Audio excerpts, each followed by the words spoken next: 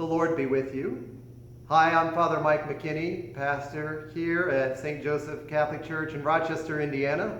Also pastor at St. Anne's in Monterey and St. Anne's in Kiwana. Today is Friday, March 20th, the year 2020. It's also Friday of the third week in the season of Lent.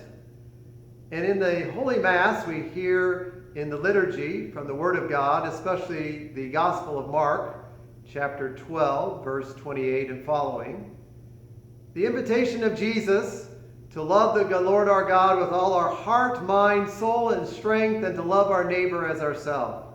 And honestly, we probably are more focused on the second part, because that's where our life is almost all day. Our relationships with other people, trying to work through who we love, all the things that don't go so well in that, and we recognize the challenge to love even better. We also know that it's hard to love ourselves sometimes, and that we want to do better with that as well. But I wonder how much we actually focus on the first part, and are really trying to love God better and with our all. Now again, we might think of more of God's love for us in that relationship. And perhaps in these days, the lack of that love. The world is literally falling apart around us. What is this new normal going to be like? And we also remember quite fondly how even just a week ago, how life was, how we could be so connected to each other, how we could be in crowds, way more than 10 people. And yet, this is the opportunity that Jesus gives us with this commandment.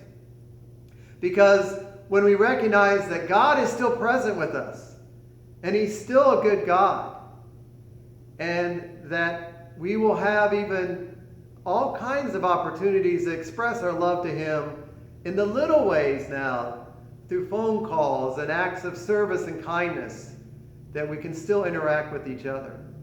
And we're going to find things about ourselves we didn't even know that were a part of our lives, and our own goodness and our own love. And so the Word of God, while it can be challenging, is always energizing and good news. And may we hear Jesus' words and continue to strive to love God with all our heart and all our mind and all our soul and all our strength.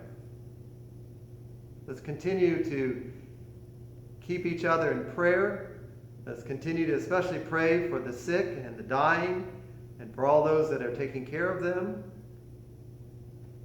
And meanwhile, the peace of the Lord be with you.